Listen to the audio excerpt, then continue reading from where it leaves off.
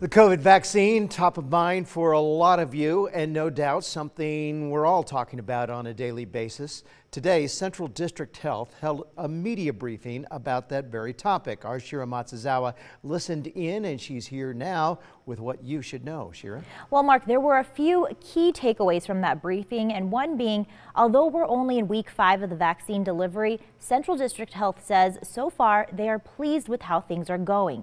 The director of CDH, Russ Duke, says it's important to note, though, getting vaccinated is going to look different in each county and move at different paces, which means one county, for example, Valley County, could move through subgroups faster than, say, Ada County. To date, CDH says their jurisdiction has been allotted 28,300 vaccines. However, only 13,000 doses have been administered so far because some of the allocation hasn't arrived yet this week, or it's still in the process of being administered.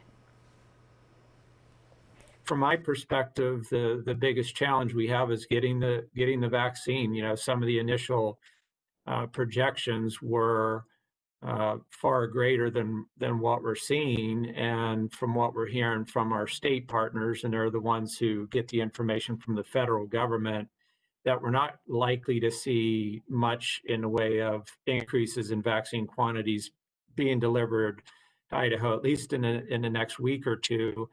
But we're hopeful that will ramp up soon.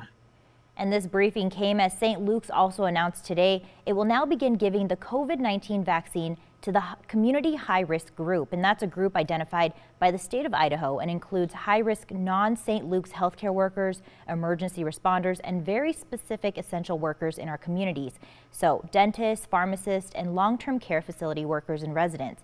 St. Luke's says some long-term care facilities have an agreement with specific pharmacies, so residents should check with them first before scheduling an appointment. And it's also important to note to make an appointment so St. Luke's can plan just how much vaccine they need. As far as the risk of showing up to the clinic 2 weeks from now and we're out of vaccine, we don't think that will happen. We have not had that happen yet, and the reason why is because we continue to work closely with both the district health departments as well as the state to ensure that supplies of vaccine is available.